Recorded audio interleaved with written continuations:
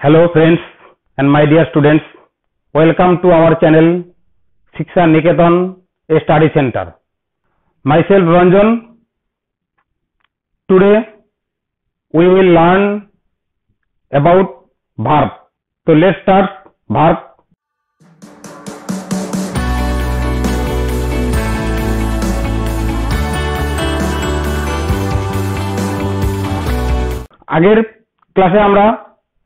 আগের ক্লাসে আমরা নাউন সম্পর্কে আলোচনা করেছি।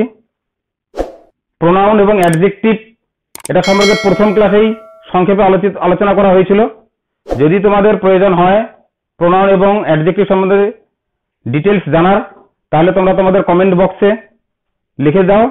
সেটা আমরা পরবর্তীকালে প্রোনাউন এবং অ্যাডজেক্টিভ সম্পর্কে ডিটেলস আলোচনা নিয়ে একটি ভিডিও তৈরি করব। তো শুরু করা যাক। ভার্ব, ক্রিয়া। A verb is a word which denotes being, having and doing something. এখানে আমরা তিনটা পয়েন্ট পেলাম ভার্বের ক্ষেত্রে। being মানে কোনো কিছু হওয়া, having মানে থাকা বা কোনো কিছু আছে, এবং doing মানে কোনো কিছু করা। তো তিনটা পয়েন্ট আমরা এখানে পেলাম ভার্বের ক্ষেত্রে। being মানে এখানে আমরা বোঝাচ্ছি কি কোনো কিছু হওয়া, অর্থাৎ be verb, verb be. Verb বিতে কি কি আসতেছে? am, is, are, was, were। এবার হ্যাভিং অর্থাৎ কোনো কিছু আছে, এক্ষেত্রে আমাদের কি কি বোঝাচ্ছে? ভার্ব হ্যাভ, অর্থাৎ হ্যাভ, হ্যাভ এবং পাস্ট টেন্সের ক্ষেত্রে হ্যাড। এবং ডুইং, ডুইং মানে কোনো কিছু করা। এখানে ডু নিজেই, ডু ভার্ব নিজেও আছে এবং বাকি যত রকমের ক্রিয়াগুলো আছে সেগুলোকেই ডু ভার্বের মধ্যে পড়তেছে। যেমন do, did, done, go, read, right, play ইত্যাদি।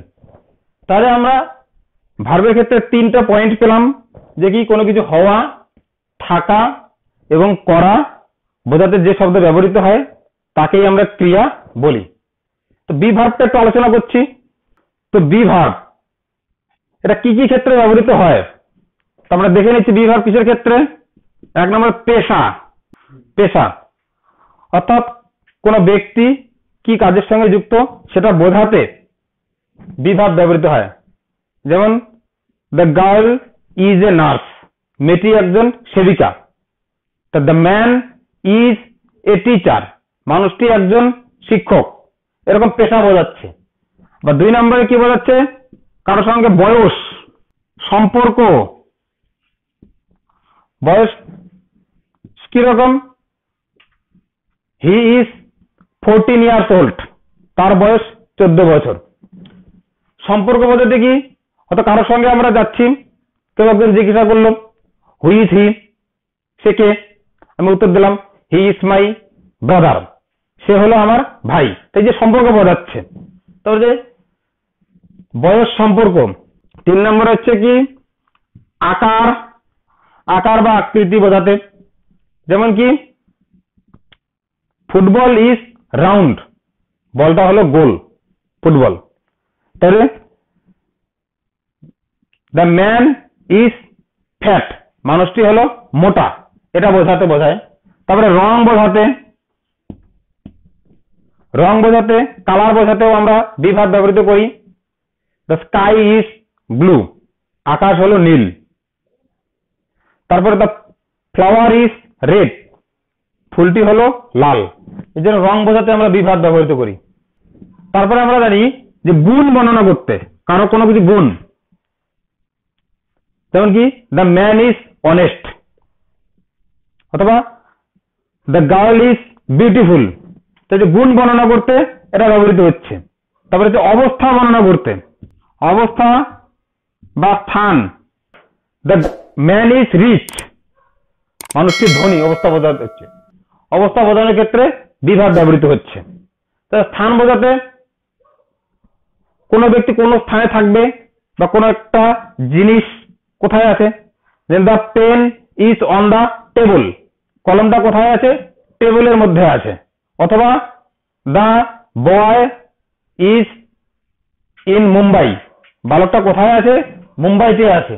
তাহলে আমরা বি ভার্বের ব্যবহারে দেখলাম যে এই যে জিনিসগুলো পেশা বোঝাতে, বয়স বোঝাতে, সম্পর্ক বোঝাতে, আকার, রং, গুণ, অবস্থা, স্থান ইত্যাদি বোঝাতে আমরা বি ভার্ব ব্যবহার করে থাকি।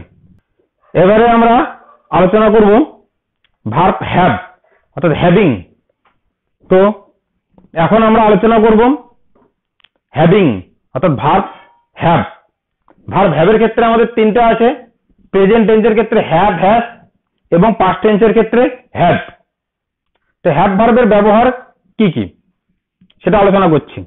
তো কোনো কিছু আছে, কোনো কিছু আমার অধিকারে আছে বোঝাতে হ্যাভ এবং হ্যাজ বসে, এবং কোনো কিছু অধিকারে ছিল বা আমার অতীতে কোনো কিছু আমার ছিল সেটা বোঝাতে হ্যাড বসে।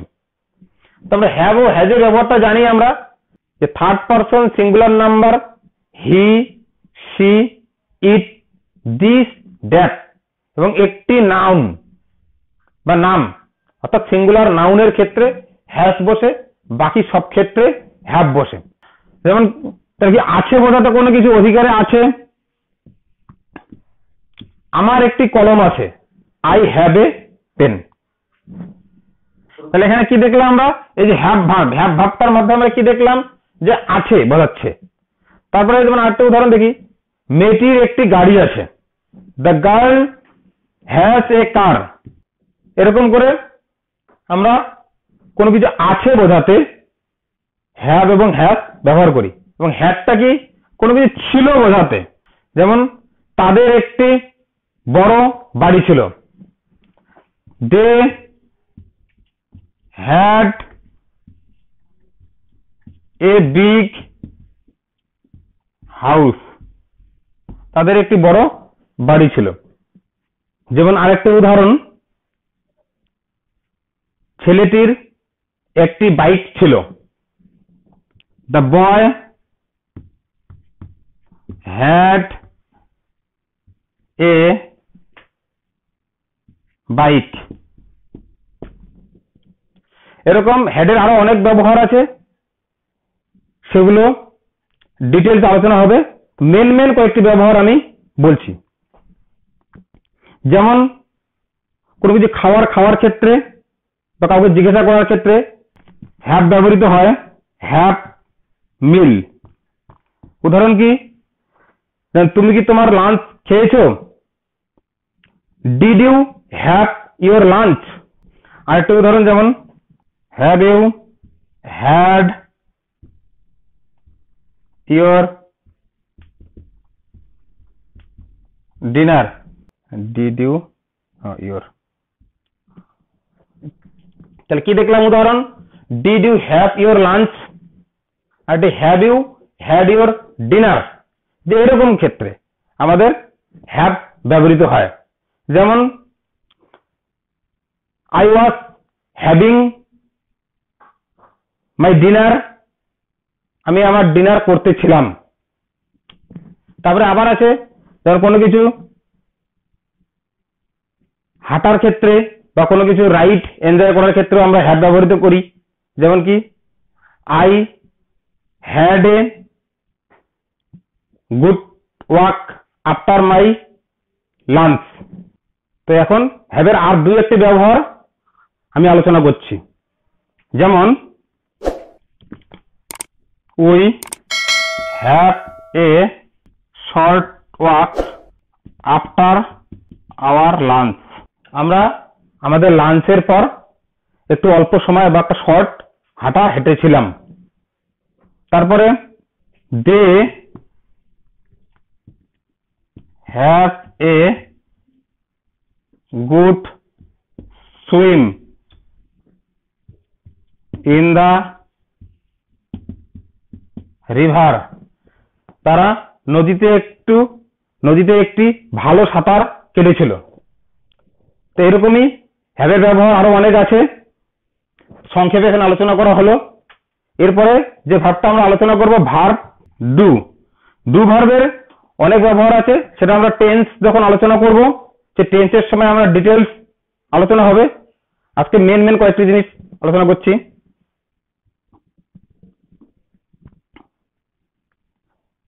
যেমন তাহারা মাঠে কাজ করে, they do the work in the field, তাহারা মাঠে কাজ করে। ছেলেরা ফুটবল খেলে, দ্য বয়েজ প্লে ফুটবল। এখন আমরা ভার্বের শ্রেণীবিভাগ সম্পর্কে আলোচনা করব, অর্থাৎ ক্লাসিফিকেশন অফ ভার্বস। তো ভার্বকে প্রথমে বলে নিচ্ছি যে ভার্বকে প্রধানত দুই ভাগে ভাগ করা যায়, কি অক্সিলারি ভার্ব বা হেল্পিং ভার্ব, এবং আরেকটি হলো মেইন ভার্ব বা প্রিন্সিপাল ভার্ব। এই যে ভার্বের শ্রেণীবিভাগ সেটাকে আমি চার্টের মাধ্যমে তোমাদেরকে দেখাচ্ছি। অক্সিলারি ভার্ব বা হেল্পিং ভার্ব বাংলায় হলো সাহায্যকারী ক্রিয়া, এদিকে হলো মেইন বা প্রিন্সিপাল ভার্ব, প্রধান ক্রিয়া। তো আবার অক্সিলারি ভার্বকে আবার দুই ভাগে ভাগ করা যায়, সেটা হলো কি প্রাইমারি অক্সিলারি ভার্ব এবং modal auxiliary verb.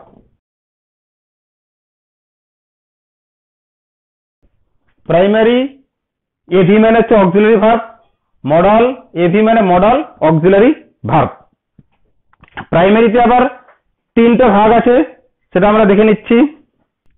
Verb be, verb বির মধ্যে এম, ইজ, আর।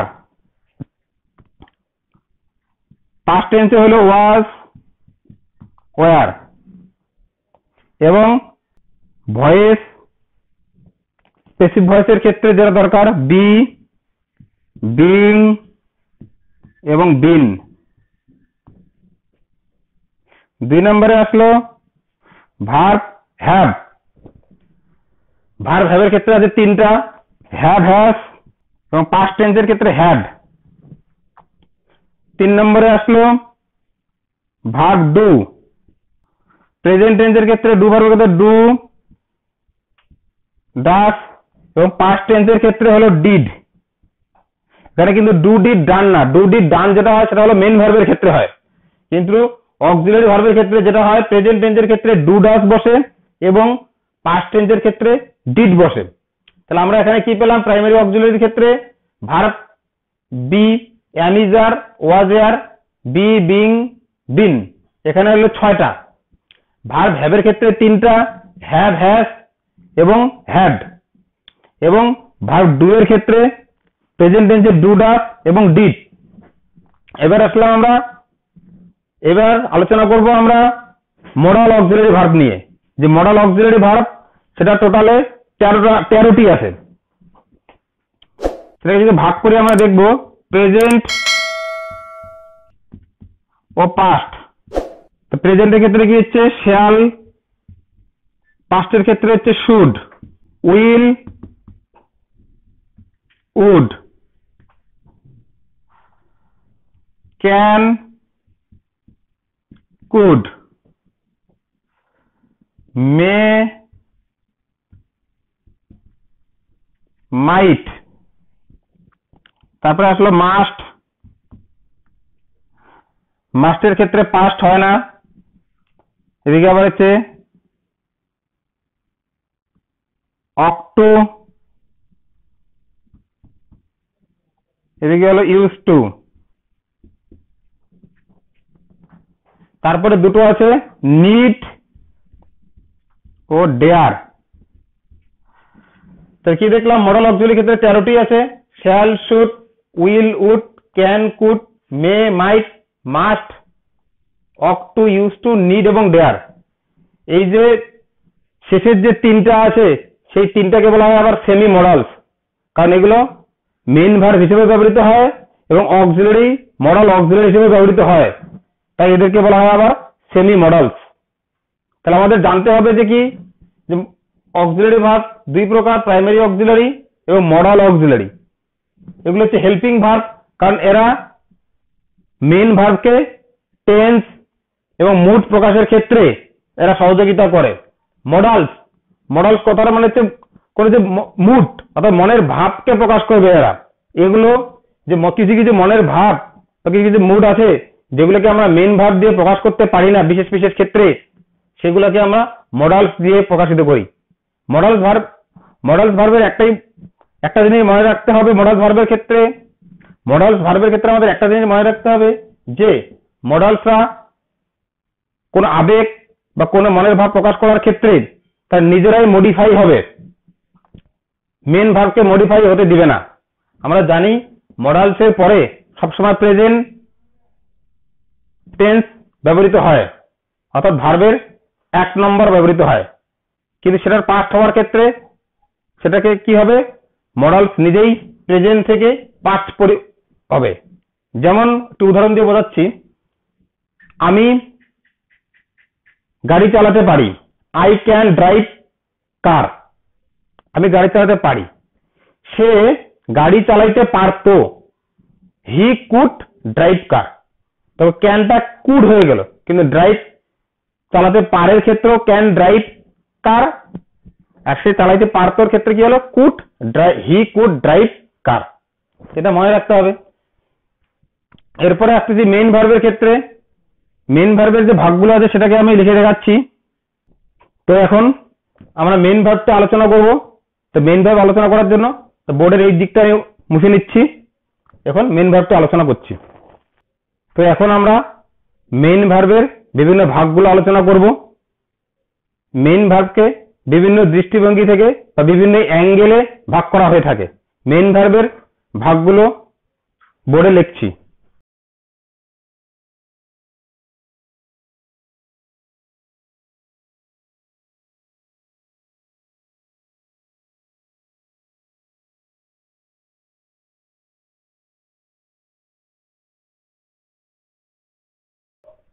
তো আমরা প্রথম থেকে দেখছি কি, যে ট্রানজিটিভ ভার্ব সকর্মক ক্রিয়া এবং ইনট্রানজিটিভ ভার্ব অকর্মক ক্রিয়া। তো transitive verb, A verb is transitive if the action of the verb does not stop with agent but passes from agent to something else। অর্থাৎ যে ক্রিয়া তার কর্ম সম্পাদনের জন্য কর্ম ছাড়া অন্য কারো প্রয়োজন হয় না, তাকেই সকর্মক ক্রিয়া বলে। সকর্মক এই শব্দটার মধ্যে আমরা বুঝতে পারতেছি যে কি তার মধ্যে কর্ম আছে। অর্থাৎ আরেকটি আমরা সংক্ষেপে বা বোঝার সুবিধার্থে এরকম করে ভাবতে পারি যে ক্রিয়াকে কি বা কাকে দিয়ে প্রশ্ন করলে যদি উত্তর পাওয়া যায় তাহলে সেটি সকর্মক ক্রিয়া। অর্থাৎ ছেলেরা ক্রিকেট খেলছে, the boys are playing cricket. ছেলেরা কি খেলছে, ক্রিকেট খেলছে। অর্থাৎ খেলা যে ক্রিয়াটি সেটা হলো কি সকর্মক ক্রিয়া। এবার হচ্ছে কি ইনট্রানজিটিভ ভার্ব অর্থাৎ অকর্মক ক্রিয়া। A verb is intransitive when the action of the verb stops with the agent but does not passes from agent to something else। অর্থাৎ যে ক্রিয়ার কর্ম সম্পাদনের জন্য কর্তা ছাড়া অন্য কারো প্রয়োজন হয় না তাকে অকর্মক ক্রিয়া বলে। আমরা সংক্ষেপে বলতে পারি যে ক্রিয়াকে কি বা কাকে দিয়ে প্রশ্ন করলে যদি উত্তর পাওয়া না যায় তাকে অকর্মক ক্রিয়া বলবো। উদাহরণ দিয়ে বলে দিচ্ছি, লোকটি রাস্তায় হাঁটছে, the man is walking on the road. লোকটি কি হাঁটছে, কি দিয়ে প্রশ্ন করলে কিন্তু কোনো উত্তর পাওয়া যায় না। লোকটি কোথায় হাঁটছে হয়, কিভাবে হাঁটছে সেটা হতে পারে, কিন্তু লোকটি কি হাঁটছে হয় না। তাই ওয়াক ভার্বটি হলো ইনট্রানজিটিভ ভার্ব। তারপর আরেকটা যদি বলি, শিশুটি কান্না করছে, দ্য বেবি ইজ ক্রাইং। শিশুটি কি কান্না করছে, কি কান্না করছে প্রশ্ন করলে কিন্তু কোনো উত্তর পাওয়া যাবে না। তাহলে কান্না করাটাই হলো কি অকর্মক ক্রিয়া। এক্ষেত্রে মনে রাখতে হবে, যদি আমরা এরকম করবো যে শিশুটি কি করছে, সেটা হবে না, ভার্বটিকে কি দিয়ে প্রশ্ন করতে হবে, যে শিশুটি কি কান্না করছে, সেটা উত্তর পাওয়া যায় না, তাই সেটা অকর্মক ক্রিয়া। কিন্তু অন্য ক্ষেত্রে যদি আমরা দেখি, শিশুটি বই পড়ছে, the baby is reading book. শিশুটি কি পড়ছে? বই পড়ছে। বই পড়াটা কিন্তু সকর্মক ক্রিয়া। তো এইভাবেই কি এবং কাকে দিয়ে প্রশ্ন করলে যদি উত্তর পাওয়া যায়, তাহলে সেই ক্রিয়াটি সকর্মক ক্রিয়া, এবং সেই ক্রিয়াকে যদি কি এবং কাকে দিয়ে প্রশ্ন করে উত্তর পাওয়া না যায়, সেটি হলো অকর্মক ক্রিয়া। এরপরে আমরা আসতেছি সমাপিকা ক্রিয়া, ফাইনিট ভার্ব সমাপিকা ক্রিয়া এবং নন ফাইনিট ভার্ব অসমাপিকা ক্রিয়া। A finite verb is limited by the person and number of a subject and changes its form according to the tense। অর্থাৎ সমাপিকা ক্রিয়া যেটি কর্তার, পার্সন এবং নাম্বার এর মধ্যে সীমাবদ্ধ থাকে, অর্থাৎ পার্সন নাম্বার পরিবর্তিত হলে সেটাও পরিবর্তিত হয় এবং টেন্স অনুযায়ীও সেই সমাপিকা ক্রিয়াটি পরিবর্তিত হয়। নন ফাইনিট ভার্ব অসমাপিকা ক্রিয়া।